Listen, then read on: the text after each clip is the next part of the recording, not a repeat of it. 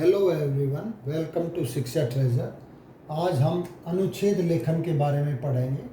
अनुच्छेद लेखन है क्या? पहले तो जो ये अनुच्छेद लेखन का नाम था, तो पहले निबंध लेखन था।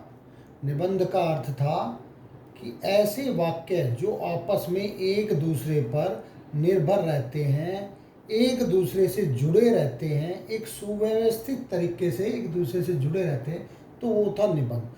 और निबंध होता था एक बड़ी संख्या में, यानी बड़े आधार पर वो लिखा जाता था। उसमें कोई शब्दों की जो अब समय सीमा रखते हैं वो कम रखते हैं, उस समय ज़्यादा था, ज़्यादा लंबा होता था और ज़्यादा नंबर के भी आते थे। लेकिन आजकल जो है वो अनुच्छेद लेखन के नाम से है।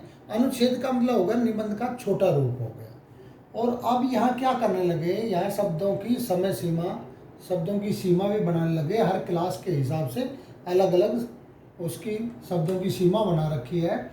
और जो अनुच्छेद लेखन का है, अब इसको लिखते समय आपको किन बातों का ध्यान रखना है और अनुच्छेद लेखन के समय कौन सी बातें प्रमुख रूप से लिखी जानी चाहिए।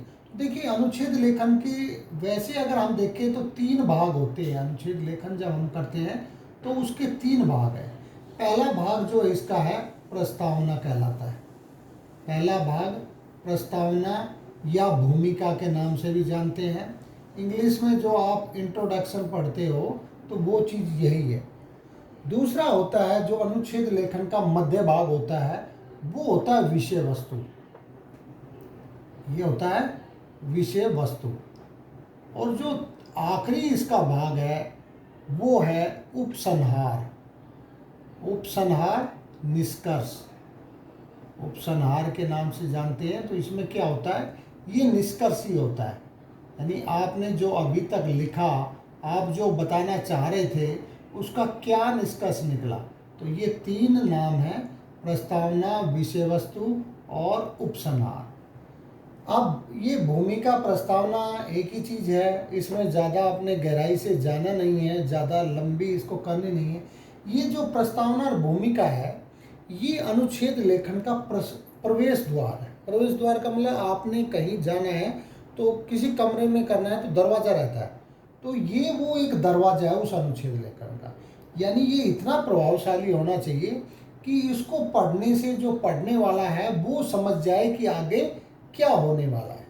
तो वो विषय वस्तु में आएगा, फिर वो पता चल जाएगा क्या हुआ, यहीं से वो जान गया।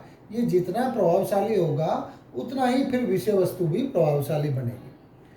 अब विषय वस्तु पे बात आती है। विषय वस्तु आजकल अनुच्छेद जो लिखना आने लग गया तो वो कुछ संकेत बिंदु दे देते हैं, कुछ पॉइंट दे देते हैं, उन पॉइंटों के आधार पर लिखना। तो वो जो पॉइंट है वो विषय वस्तु के, उनके हिसाब से आपने विषय वस्तु को लिखना है।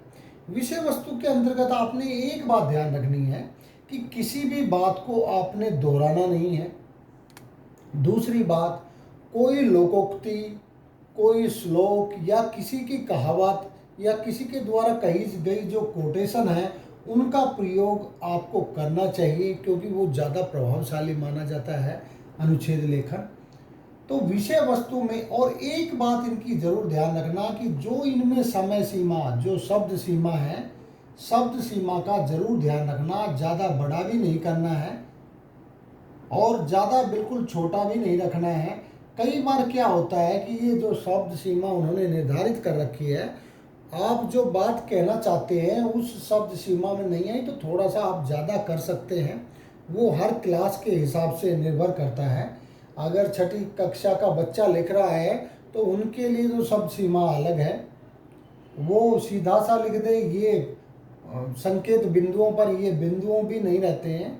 छोटी क्लासों में तो सामान्य रूप से एक पैराग्राफ सा लिख देते हैं और वो उनके लिए तो सुटेबल है, उनके लिए तो उचित है, वो ठीक है।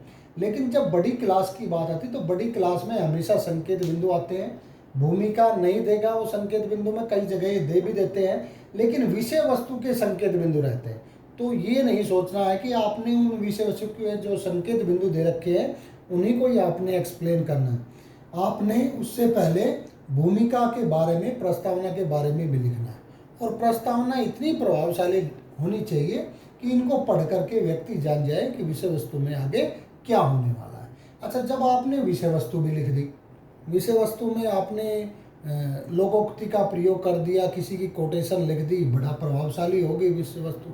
लेकिन अब जब हम बात करते हैं उपसंहार की, निष्कर्ष की, तो उसमें ये ध्यान रखना है कि जो आपने कहा है, जो अभी तक आपने भूमिका तैयार की, जो विषय वस्तु आपने लिखी, उनके हिसाब से अब क्या उसका निष्कर्ष निकला है। क्या आपने जो कहा वो पूरी तरह से ठीक है, या उसके कुछ अपवाद भी है। अगर अपवाद है तो वो अपवाद किस सीमा तक है और किस हद तक उसको दूर भी किया जा सकता है। तो वो सारी बातें जो है वो उपसंहार में आती है। तो भूमिका उतने ही, अब क्या करते हैं, जो अनुच्छेद लेखन के संकेत बिंदु बना दिए, तो इसके अंक का निर्धारण भी संकेत बिंदुओं के आधार पर कर दिया। तो आपने ये ध्यान रखनी है कि किसी एक संकेत बिंदु को इतना बड़ा ना लिख दे और दूसरे संकेत बिंदु को ज़्यादा छोटा ना लिखे। आपने हर एक संकेत बिंदु पर उसी मात्रा में शब्द सीमा रखनी है, उतना ही उनको एक्सप्लेन करना है। ये नहीं किसी को ज़्यादा किसी को कम, ऐसा नहीं, सभी को बराबर 19-20 अंतर उनमें हो सकता है। लेकिन ये नहीं कि एक ने तो, किसी बच्चे ने एक बिंदु पे तो पूरा एक आधा पेज लिख दिया और दूसरे बिंदु पे सिर्फ 2 या 3 लाइन लिख करके ख़त्म कर दिया, तो वो प्रभावशाली अनुच्छेद लेखन नहीं होता है। तो अनुच्छेद लेखन के ये तो 3 मुख्य हिस्से हैं, पार्ट्स बना रखे हैं कि भूमिका या प्रस्तावना, और बीच में वो विषय वस्तु, और फिर आखिरी में उपसंहार या निष्कर्ष, कंक्लूजन उसका। अब आप जो अनुच्छेद लेखन करते हैं, वो लिखते समय आपने किन बातों का ध्यान रखना है वो देखिए। सबसे पहले ये ध्यान रखना है कि आपके जो पेपर में 3 या 4 विषय दे दिए और उन पर अनुच्छेद लिखना है। तो जो 3-4 टॉपिक दे रखेंगे, तो आपने सबसे पहले क्या करना है कि उनमें से एक उचित विषय को आपने चुन लेना है। उचित विषय आपने, यानी उचित विषय कैसे, जिसके बारे में आपको अच्छी तरह से आता हो, उस विषय को आपने चुन लिया। ठीक है, आपने चुन लिया। उसके बाद आप देखिए, उसकी आपने जो विषय चुना है उसकी अब आपने रूपरेखा तैयार करनी है। रूपरेखा का मतलब जैसे संकेत बिंदु दे रखे हैं उसके हिसाब से आपने उसका एक रफ कर लेना है, अपने दिमाग में रख लेना है कि भूमिका में मैंने इसके बारे में ये लिखना है, और जो विषय वस्तु में जो ये संकेत बिंदु दे रखे उसके हिसाब से मैंने ये लिखना है, ताकि जो हमारी शब्द सीमा है वो भी उसके अनुसार ही रहे। अब रूपरेखा आपने तैयार कर ली। एक दूसरी बात फिर ये ध्यान रखना है कि जो आप वाक्य लिखते हैं वो बड़े ही सरल होने चाहिए, सरल और सहज होने चाहिए, जो पढ़ने वाला है उसकी समझ में आराम से आ जाए। यानी आपकी भाषा शैली जो है वो आपकी, जो आपका नेचुरल प्रभाव है उसके अनुरूप होनी चाहिए। आपने ज़्यादा ओवर नहीं करना है, उसमें सामान्य सहज भाषा में आपने उसको लिखना है। अच्छा, सहज भाषा में आपने लिख लिया। फिर दूसरा ये ध्यान रखना है कि कोई भी लोकोक्ति का प्रयोग करें, कोई कोटेशन है उनका प्रयोग भी आप करें, क्योंकि ये जो लोकोक्तियों का आप प्रयोग करते हैं, कहावतों का आप प्रयोग करते हैं, तो ये ज़्यादा जो है प्रभावशाली मानी जाती है।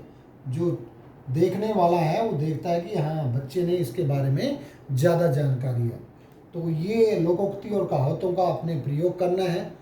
और जब आप उदाहरण देते हैं तो एक उदाहरण को आपने बार बार नहीं दोहराना है, यानी आपने रिपीट कोई चीज़ नहीं करनी है। एक बार एक बात बता दी है तो उसको दोबारा नहीं करना है, तो यानी दोबारा जो है उसको दोहराई उसकी नहीं करनी। तीसरा, जब आप भूमिका बनाते हैं तो भूमिका बनाते समय ये ध्यान रखना कि भूमिका को इतना प्रभावशाली आप बनाइए कि उसको देख करके व्यक्ति जो है वो आपके अनुच्छेद के बारे में पूरा अपने दिमाग में समझ जाए, वो उसके दिमाग में ये बैठ जाए कि हाँ, बच्चा जो है वो क्या कहना चाहेगा आगे और अपने इस अनुच्छेद में क्या उसने कहा होगा। जब भूमिका होगी और अंत जब आप करते हैं तो अंत को भी आपने बिल्कुल ही ऐसे नहीं करना है कि एक लाइन लिखी और ख़त्म, ऐसे नहीं करना है। तो आप जब इसका उपसंहार लिखते हैं तो जैसे आपने भूमिका तैयार की है तो उसी के अनुरूप आपने उसका उपसंहार भी निकालना है। तो ये जो मुख्य बातें हैं अनुच्छेद लेखन के समय अगर हम ध्यान में रखेंगे और इसके अनुरूप चलेंगे तो आपको जो ये 5 नंबर से 10 नंबर का अनुच्छेद लेखन आता है, जो हमारे छोटे परीक्षाएं होती है तो उनमें 5 नंबर का, जो बड़ी परीक्षाएं होती हैं उसमें 10 नंबर का, और जब किसी भी कंपटीशन में आप बैठते हैं तो वहाँ ये ज़्यादा नंबर का। देखिए, अनुच्छेद लेखन एक सामान्य नहीं है। अनुच्छेद लेखन व्यक्ति के अनुच्छेद जो लेखन हम करते हैं तो उसमें व्यक्ति के व्यक्तित्व की झलक मिलती है। जैसे कोई लेखक कोई कहानी लिखता है या कोई कवि कविताएं लिखता है तो उनकी कविताओं और कहानियों से जान सकते हैं कि वो लेखक के व्यक्तित्व का क्या प्रभाव है या वो कैसे व्यक्तित्व वाला व्यक्ति है, तो उसके बारे में। तो ऐसे ही अनुच्छेद लेखन भी एक भाषा के अंदर उतना ही महत्व रखता है जितना कि एक व्यक्ति के जीवन में अच्छी आदतें जो है वो महत्व रखती है। तो इसलिए अनुच्छेद लेखन को जितना हो सके हमें अधिक से अधिक प्रभावशाली बनाना है। तो इन बातों का हमें हमेशा ध्यान रखना है ताकि हमारा जो अनुच्छेद लेखन का कार्य है वो ज़्यादा प्रभावशाली तरीके से हो सके और हम इसमें अधिक से अधिक अंक जो है वो प्राप्त कर सकें। क्योंकि अनुच्छेद लेखन किसी एक कक्षा में नहीं है, ये हर एक कक्षा में आता है। तो अगर छठी कक्षा का बच्चा है वो अभी से इन्हीं पॉइंटों पे ध्यान दे करके अनुच्छेद लिखना शुरू कर देता है तो फिर 7वीं 8वीं 9वीं 10वीं तक जाते जाते वो इतना इसमें माहिर हो जाता है कि उसको कोई भी विषय दे दिया जाए उसके बारे में वो एक प्रभावशाली जो है अनुच्छेद लेखन कर सकता है, अनुच्छेद लिख सकता है। तो यहाँ पर हमने अनुच्छेद लेखन के बारे में ये बहुत सी महत्वपूर्ण जो बातें थी उनके बारे में हमने जाना।